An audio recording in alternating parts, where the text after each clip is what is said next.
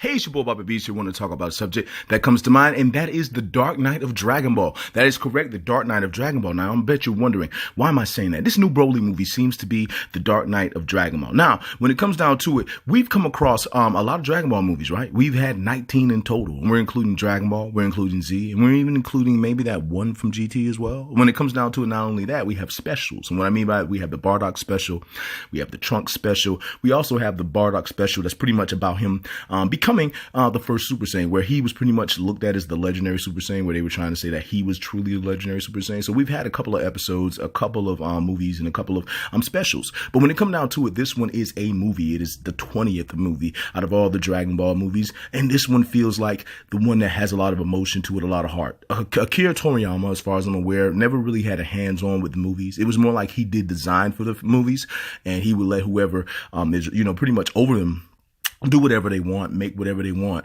because for him, it was like, okay, y'all can make the movies, I'm just making a series. But when it comes down to it, he's been here now, and he's been working on the movies lately, starting with Battle of the Gods, which is pretty much his story, pretty much everything coming together, even Resurrection F, and now Broly. So he pretty much came up with those two films, went into Super, and now we're after Super, or just in between Super, where right now the Broly movie is coming out, and we all think it's pretty much, it's going to be a situation where they're going to be translated into a couple of episodes sooner or later. And when it comes down to it, if they do a couple of episodes, I hope they put a lot into it, meaning that there's a lot more, stuff added. Because when it comes down to it, when you look at Battle of the Gods, the movie, and Battle of the Gods, the story, inside of the Dragon Ball Super series, they added a bit more details here and there because they were dealing with episodes, but things went almost exactly like how the movie did. And with Resurrection F, they really didn't add too many details. It was more like pretty much the same thing, but little differences here and there. And when it comes to Broly, I believe that's going to be way more stuff added into it. Should it be a thing where it's going to be in episodes? Now, this movie already has a lot of details to it. This right here is a movie that has a lot of story inside of it. We're getting a situation where it's a bit of pretty much an origin. It's a prequel. So half of the movie seems to be a prequel to the entire Dragon Ball series leading. And then the other half is a sequel, which is pretty much a follow-up to what's happened in Dragon Ball Super. So we're getting some stuff that we didn't thought we would see. We thought we would see a bit of what was going on in the past, but we didn't know we would see that much, because pretty much the second trailer is pretty much really the prequel stuff. The very first trailer we got was pretty much Goku, dancing around, getting ready to fight a Saiyan who we didn't know at the time. And then we found out that it's pretty much Broly with the next trailer. And it's pretty much Goku, Broly, and Frieza fighting, one another.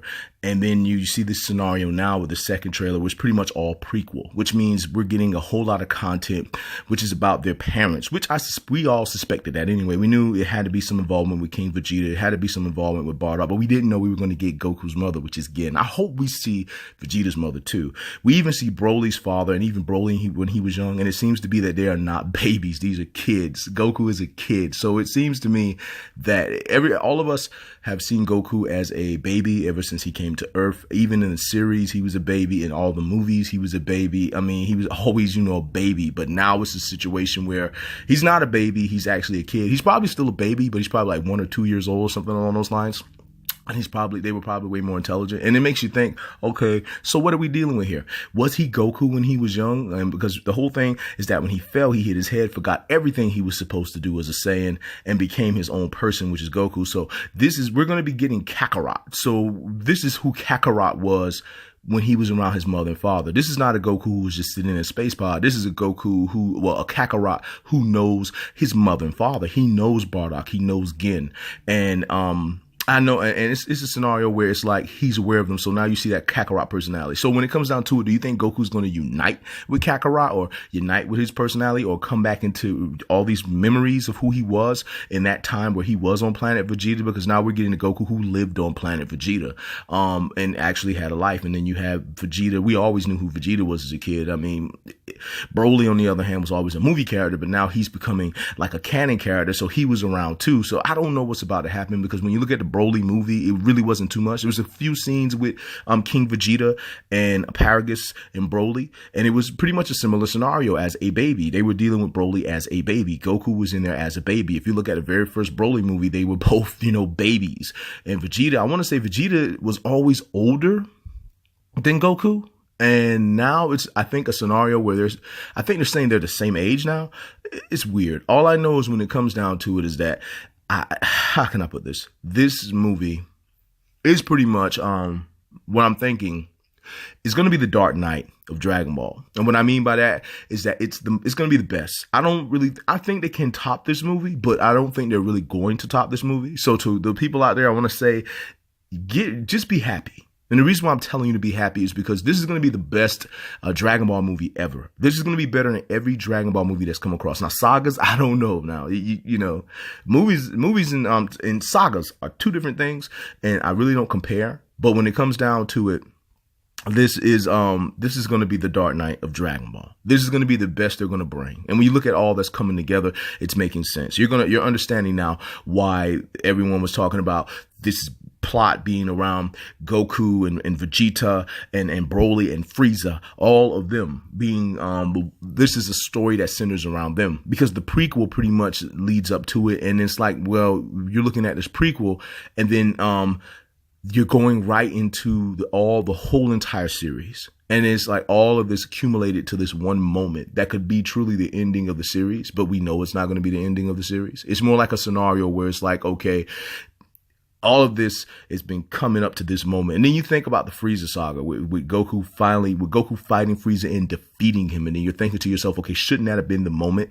Shouldn't that have been it? And then Frieza come back as Metal Frieza. And there is a timeline where Goku defeats Metal Frieza, but then he comes and then he's defeated by Trunks. He comes back in Resurrection F. Now, when it comes to Resurrection F, he fought Goku. Of course, he wanted to fight Goku. That's the person he wanted to fight. But the person who really beats Frieza in Resurrection F is Vegeta. So you're beaten by Goku, then you're beaten by Trunks, and then you're beaten by Vegeta. It's just Goku ends up blowing him away with the Kamehameha wave, but Vegeta beats Frieza in Resurrection F. When it comes down to it, though, it's like, when it comes to this moment, it's pretty much the Dark Knight. They got so much going on in it. I just hope that the story and everything could lead to it. You can tell Toriyama was putting a lot of work into this, because it seems like he's just going back and looking at the stuff that we all talk about the most with Dragon Ball. And it's like the stuff we want to speak about the most with Dragon Ball. And he says, okay. And he starts to write.